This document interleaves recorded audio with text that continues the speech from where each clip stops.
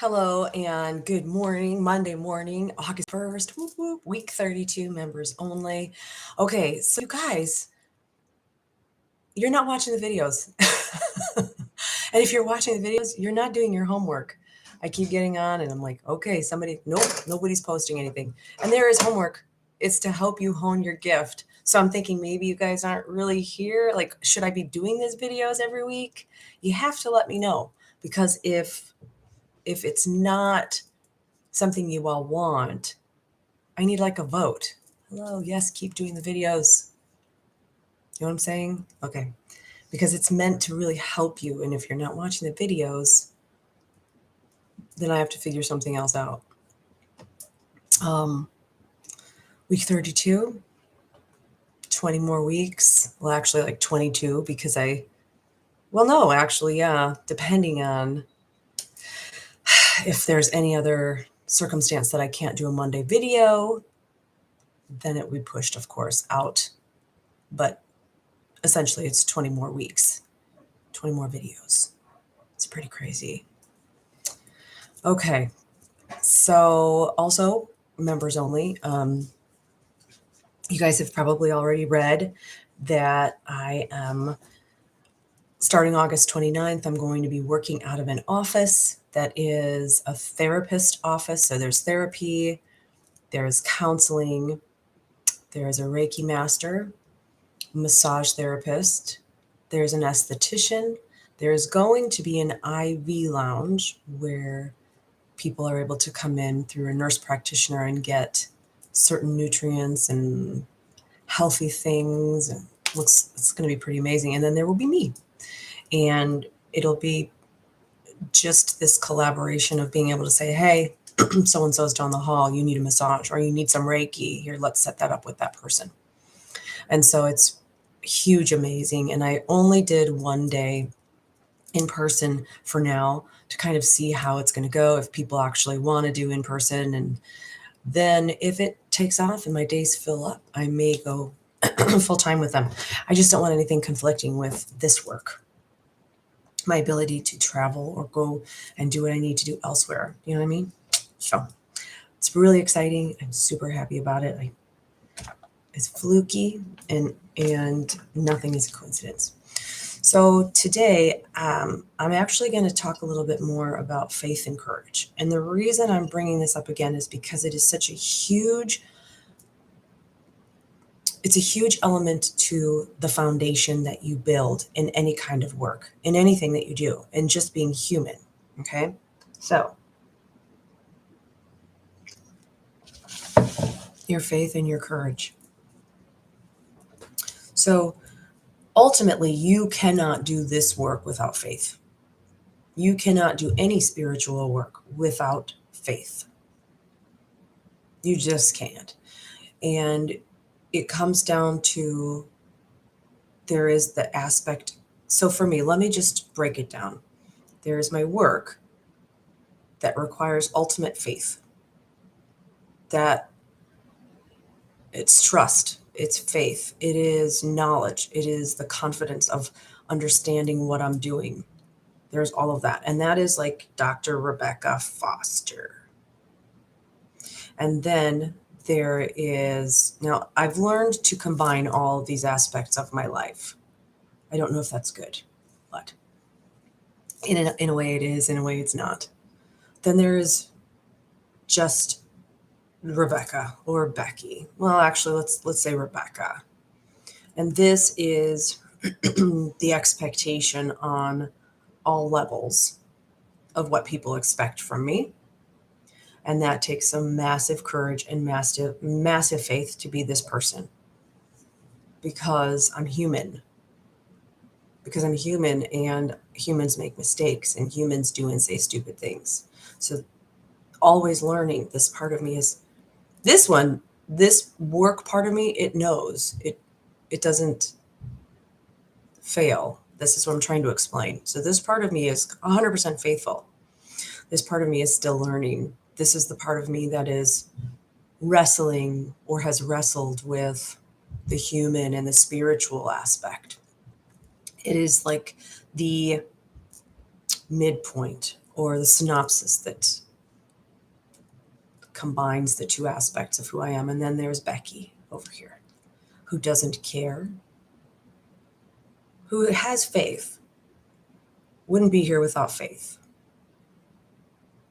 But this is the innermost person that most people do not know. This is the one who says, this is the risky one. This is the spontaneous aspect. And over time, I've kept them very compartmentalized, as I know that I cannot be her if I have to do this work, because this person here will give all of the wrong advice. So if you want human advice with a few swear words mingled in, you ask Becky.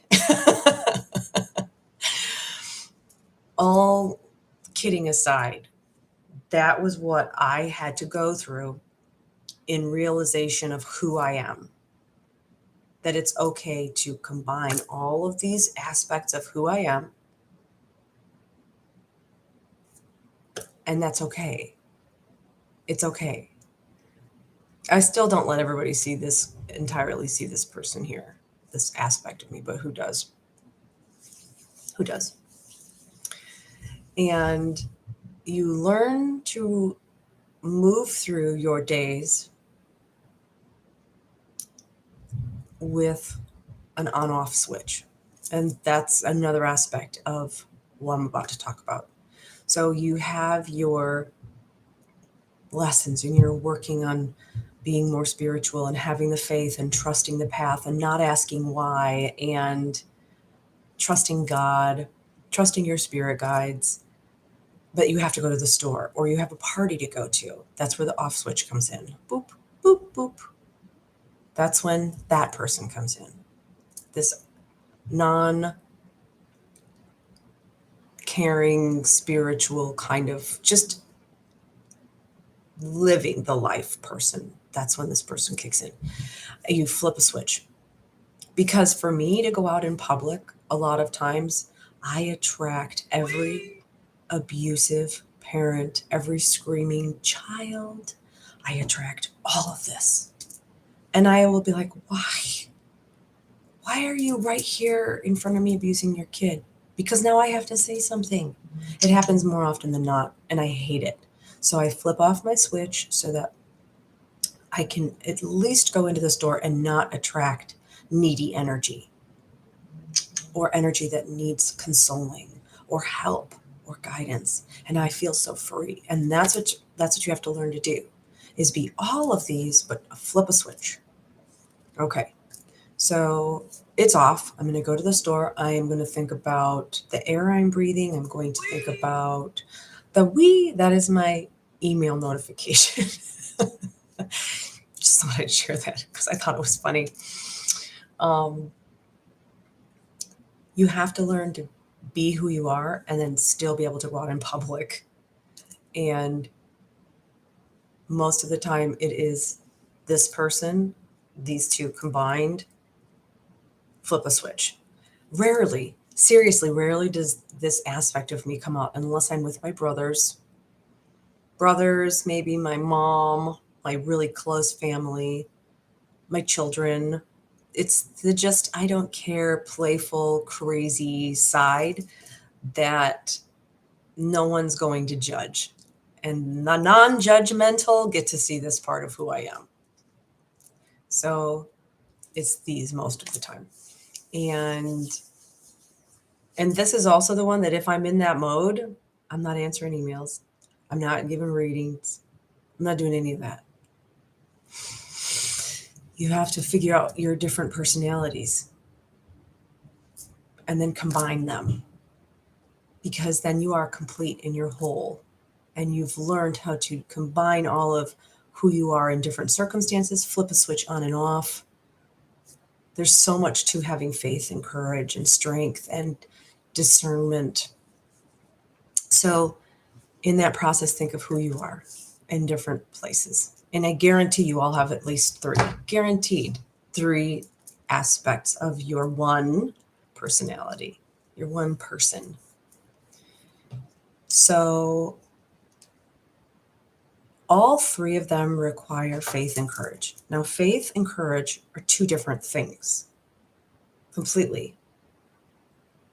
Because you can have faith in God that He is leading you to something, but you may lack the courage to get through it. You may be overcome with the fear as well. So you can have faith in God, but until you harness and work through the fear part of it and gain the courage, you're probably not going to accept what He puts in your way. So He may put a doorway here that you don't open, because you know once you open it, you know it lies on the other side. And it's sometimes scary. Like, if I open that door, I have to walk through it. Because there's really no closing a door once it's opened. You have to walk through it to pull it shut. And so, or spirit will close it on you. And so you can have all the faith in the world, but you have to have the courage. So, for instance, going back to an experience that I lived in Illinois, the house was horribly, demonically possessed. And at first it presented as a man, which I believe was there as well. But the overwhelming energy was coming from the basement, and it was demonic. And I was ultimately terrified of what was in the basement. I brought a priest and a pastor, so Catholic and Protestant. I brought them in to the house, and I gently explained what I do for a living, and they both kind of sat there and they looked at each other like, and then they looked at me and I went, here we go. And I said, so is there any way you can help me? Can you go into the basement with me and help me clear this? And they both said, no, we're not doing it. Why? Are you afraid of what's in the basement? I think that may have had something to do with it, because they were very reluctant to even go into the basement, which made me think they're afraid. But then they said, fear is not of God. Okay, I understand that. They said, you need to go face this thing yourself. By myself? Yep. Ugh. So my son was in his crib upstairs. They left. I believe I got on the phone with my mother, because at the point of running out of the house, she was on the phone with me. There was no time to dial. So I'm almost positive, if I'm remembering correctly, I had called her and said, I'm going to go deal with this thing. So I went in the basement, which also had a really weird smell that I could not get rid of. Go in the basement, go into the back room where this thing would hide. And I said, I'm here. I'm right here. What are you going to do? And I cast it out and I told it, I'm not afraid of you.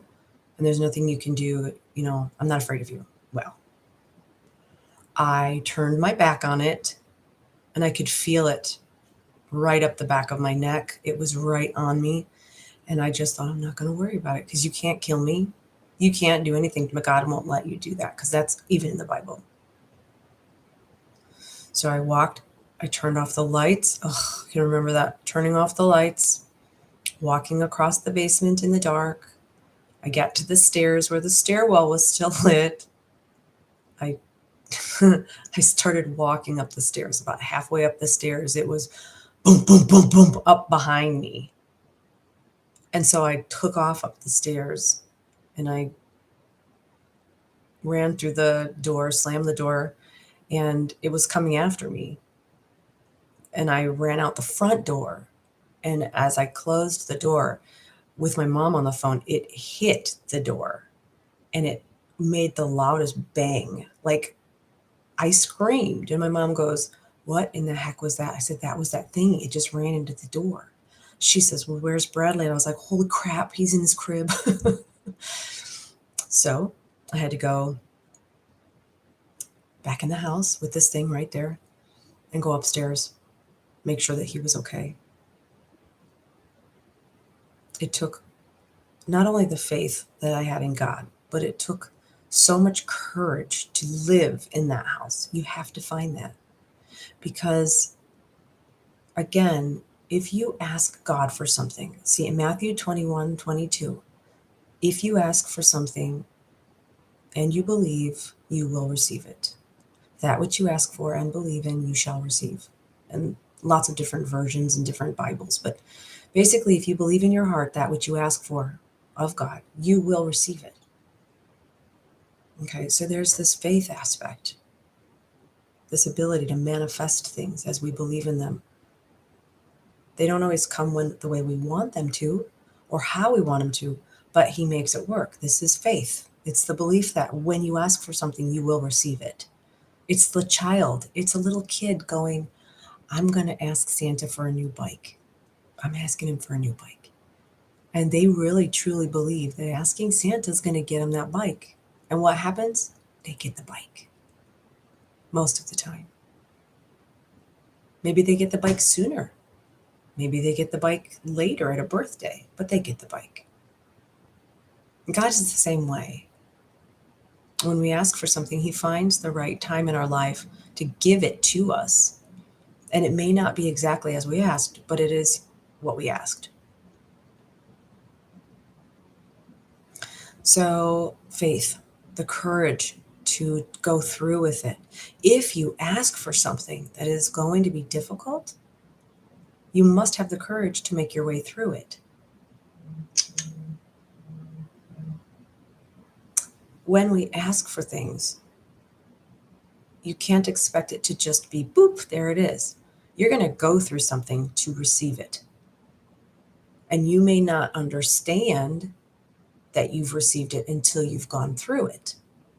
Meaning, you may have a massively difficult situation that you're praying for something, and then you're faced with the situation, and you walk through the situation with strength and courage, and then you get done and you go, oh my gosh, look what I just did. I can't believe I just did that. And then you realize, look, I was so strong, or I was courageous. I don't know what came over me. I just did it. I was, whatever, magnificent, or whatever you're going to call yourself. So don't expect to get the rules laid out and the pathway laid out and the reasoning and all of the tools that don't expect it to become clear as you're facing it. Sometimes it's all in hindsight.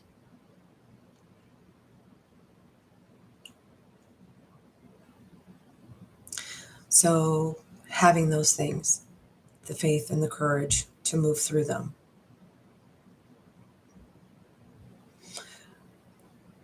Let's liken a situation, and I use this one because it's just very clear. It's very cut and dry. So a person, let's say, who is in an abusive relationship, man or woman, they're in an abusive relationship, and they know they should leave the relationship. It's the worst thing for them, for their children, for whatever. They know they should leave. They have faith that God's going to help them get through it, but they still don't have the courage to make the changes necessary to make that happen, to get out of the relationship. And a lot of it is fear, the unknown, finances. Where am I going to go? Are people going to judge me? Is God going to be angry that I'm getting a divorce or leaving? Or is this going to bring my family in danger? All of the unknown, the fear of that. What's going to happen? And so we make that right turn of comfort 1, 2, 3, 4, 5, 10 times until we get to a point where we go, you know what? I'm going to take the risk now. I have the courage to do it. Whatever you've gone through in the loop-de-loops, you've gained an amount of courage or knowledge within yourself that regardless of what's down here, I can handle it. You have a confidence within yourself that whatever it is that you come across, you can handle it. You have the courage all of a sudden. Something has happened to you in this process. And so sometimes it takes a while to build courage. And sometimes courage just comes and it happens and we see it in hindsight. Leaving a job. Let's say you are a surgeon and you have loved being a surgeon and helping people and healing people, but your new calling is to write books and become a paranormal investigator. That's your calling. It's not just a hobby anymore. And I'm using that because actually that was someone that I ran into at one point who was a surgeon, I believe. He was a doctor nonetheless, but he quit. Most of it was just to, his purpose he felt was to investigate and find out these other aspects of life. What do you think a person goes through? How am I going to afford it? What's my family going to say? People are going to judge me. How can you be so stupid? You're giving up so much. To do what? What if it doesn't pan out?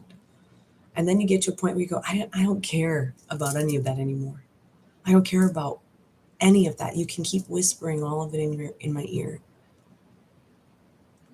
What are you going to do? You can't handle it. You're going to be broke. What if this? What if that? How? And you get to a point where it's like, you know what? Other things now outweigh that. Maybe your happiness or whatever. But it really comes down to you get to a point where you don't care anymore about all of that. And once you get there, you all of a sudden have this crazy strength that gets you through. Confidence, courage. The fears, they go away.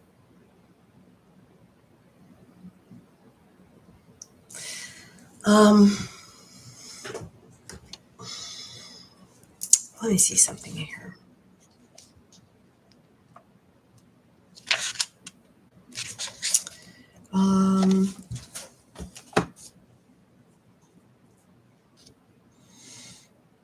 Let me see something. I had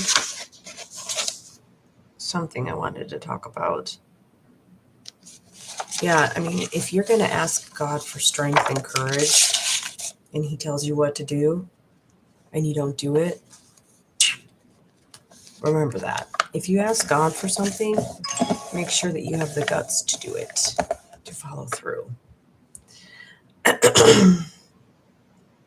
So if you haven't read my first book, The Beaches, it was just a very simple book read in a conversational style that gave people kind of an idea of who I am and how I came to do my readings and kind of how I do my readings. And so that's funny. Matthew 21, if you believe, you will receive whatever you ask for in prayer. That's funny. That's right there.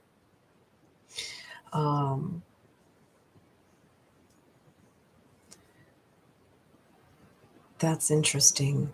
I have all of these little quotes in the back of the book that they were biblical passages that helped me to continue doing readings when everyone was telling me that, I was a witch or the devil's daughter or I was going to hell or how can you, and they were, or how can you charge for readings? Oh my gosh.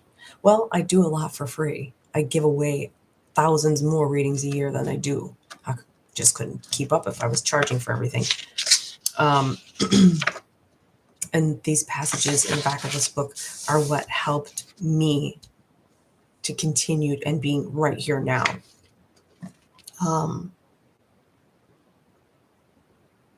2 Corinthians 1, verses 3-4. Praise be to God and Father of your Lord Jesus Christ, the Father of compassion and the God of all comfort, who comforts us in all our troubles, so that we can comfort those in any trouble with the comfort we ourselves have received from God. The reason that's important is because none of the lessons we go through involving faith and involving courage and the need to muster those. Hang up. Hang up. It was a spam call. Sorry. Whatever we go through in life that involves courage, strength, fear, those sorts of things, we learn from those.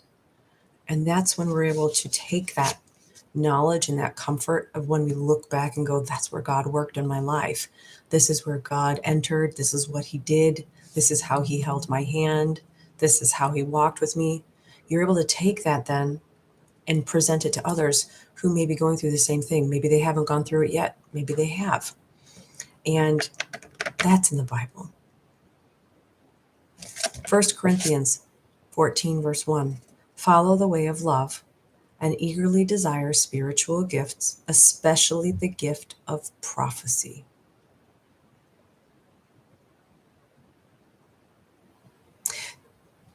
Ultimately, by following what I am telling you and what I've been teaching for the last 32 weeks, ultimately, that's what you will be doing.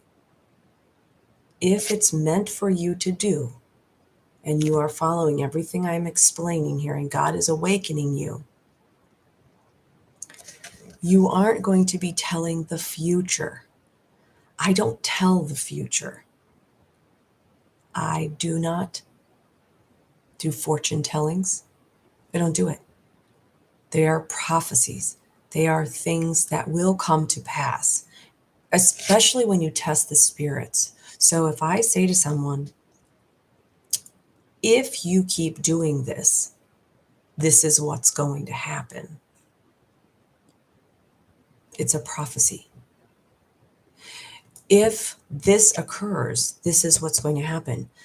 You're doing this, which is going to lead to this.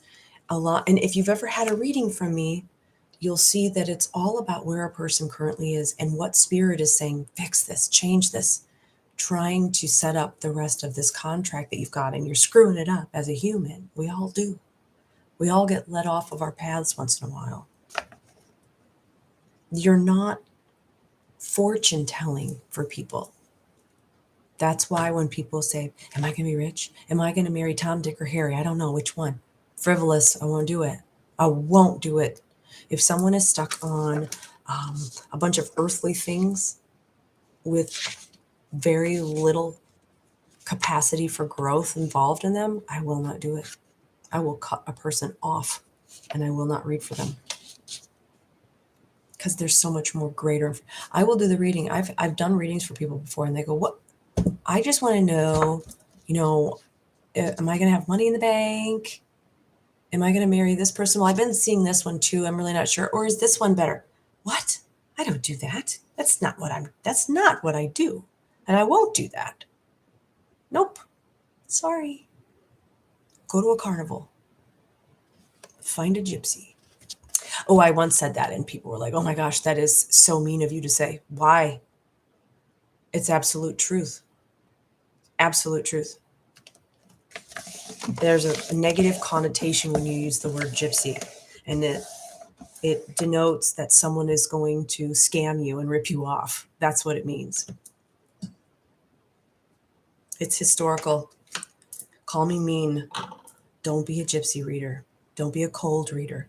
Don't learn how to read people and then give them something. Just don't do it.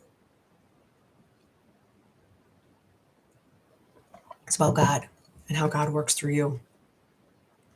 Here's one, Romans 12, verses 2 through 3. Do not conform any longer to the pattern of this world, but be transformed by the renewing of your world.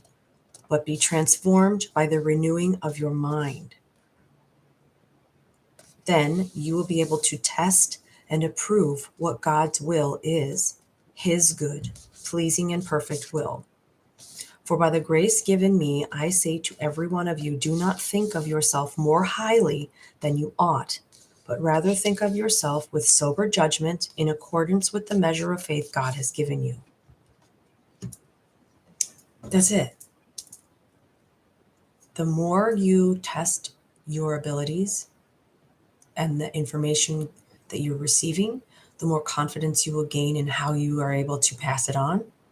And God will provide you with that information. And the reason they say test the spirits is because if you tell somebody something and it never comes past, it's not from God. It's just you making shit up in your head.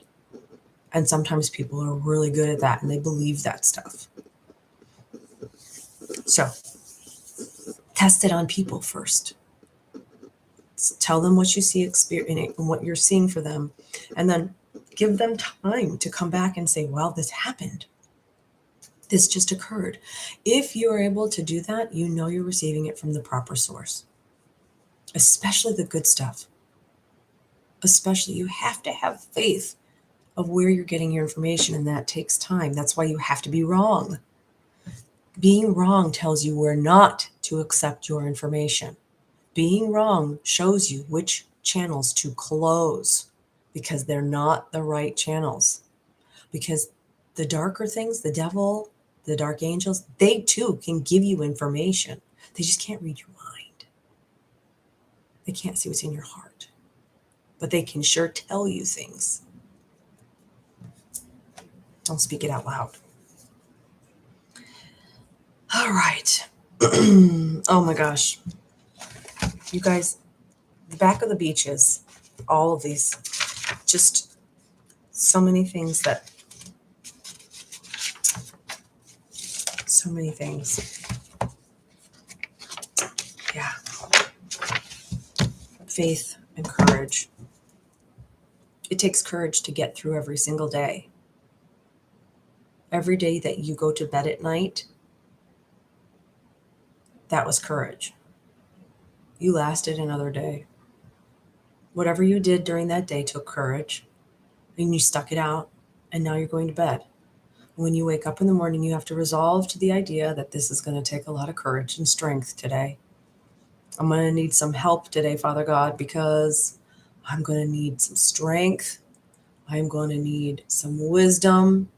Whatever your day entails, just let him know, oh, I need you by me today because I need some strength. I need some courage. And he'll give you those experiences to learn those things. He doesn't just boop, give it to you. He puts you through the experiences to help you realize your behavior. What I talked about last week, was it manifestations and manifesting things? When you are aware of what you want, when you set your daily goals or your weekly goals, your monthly, your yearly, whatever your goals are, when you set them and you consider them every single day, you start to realize that there are behaviors that you do that are not conducive to obtaining those goals.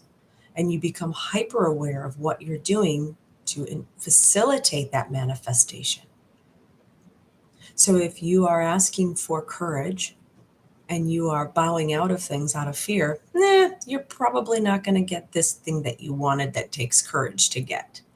So when you are working on manifesting things, start saying, write it down. I think of what you want and then write it down as if you've received it already. I have $1 million in the bank. I have $1 million in the bank.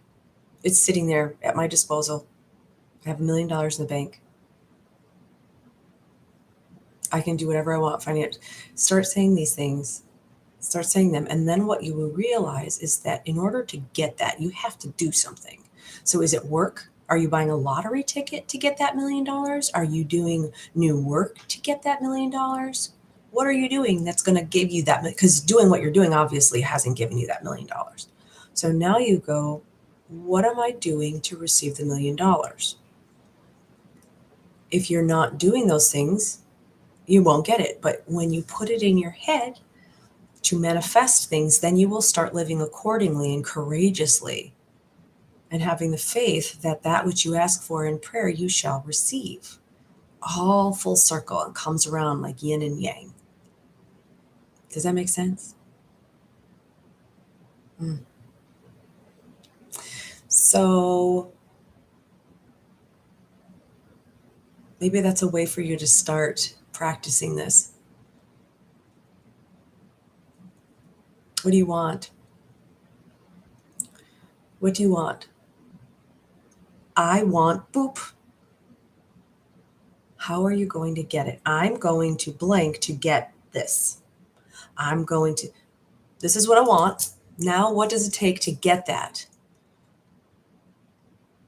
I have received that. I have received it. This is already within my grasp. And then what you will do every day, you will be conscious of the behaviors required to obtain that. You will start cutting out the negative things. then you will start acting courageously and with strength.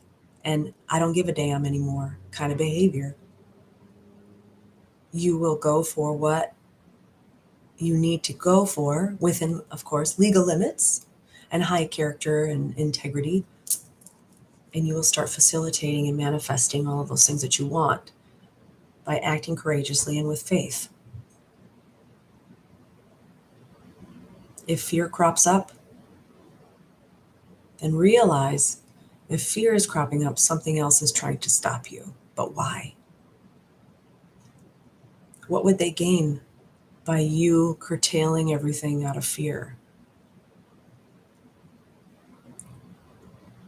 So, you guys have a lot of homework this week, and I really hope that I can see some feedback on this.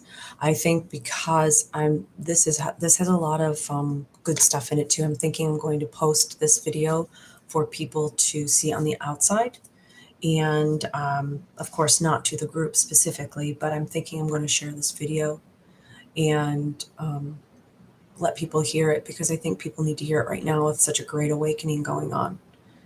And I look forward to hearing your input. You guys have an awesome week, and I will see you next Monday. What's Monday? Next Monday? Oh, it's my birthday. It's my birthday. Now I'll know. Now I'm going to know how many people actually watch this video, because it's my birthday next Monday. Hint. No, I don't want anything from anybody. I'm just telling you. I will know who watched the video. Have a great day. Bye, guys.